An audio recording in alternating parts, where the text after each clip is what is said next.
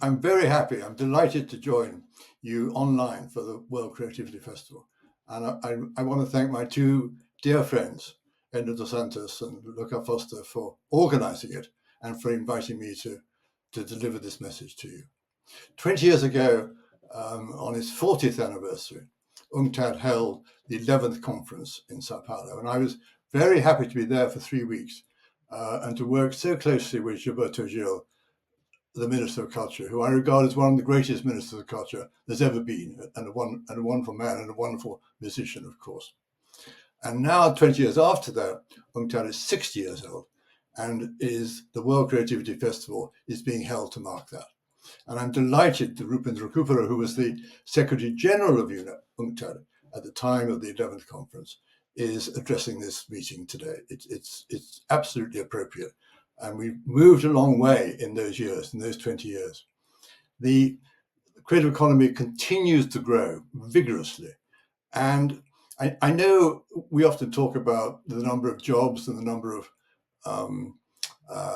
companies being formed, the startups, and the economic activity, and the sales and the markets and the trade and the exports and the imports. But I think what is equally important, and actually, if not more important, is the way that individuals, so many individuals, more and more year by year, have embraced the idea of creativity in their lives and in their work. It changes them. It changes us when we start to become humans who are accepting of ourselves as creative people. It changes our attitude to the present. And I think it also changes the way that we see the future.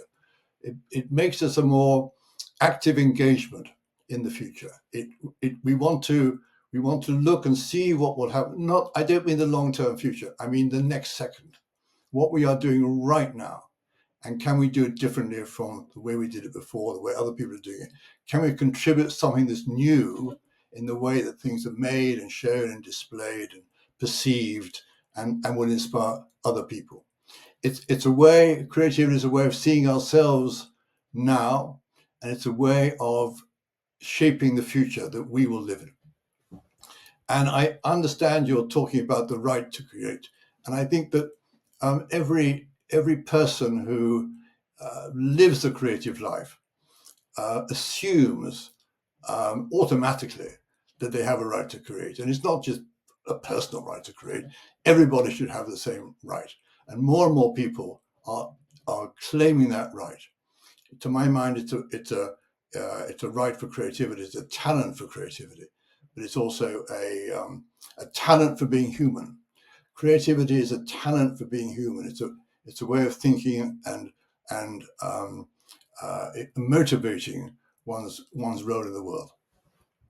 I'm particularly interested at the moment in AI, in generative AI, and the difference, if there is a difference, between human creativity and machine creativity. And it's become clear to me over the last few years that in order to understand this difference, in order to be clear about what is human creativity, to be clear about what is machine creativity, we really have to understand our own creativity.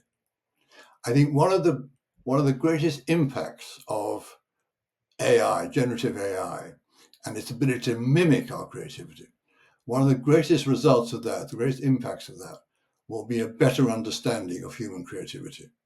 We need to define it much more clearly than we have in the past, and we need to be much clearer about its role in the way we live a fulfilled and happy life, and also to work in a way that is meaningful and produces good work. So there's some of the thoughts that are going around my head at the moment. I wish I was with you to talk about these things more. I look forward to coming to Brazil again in the future. Thank you for listening very much to me. Thank you.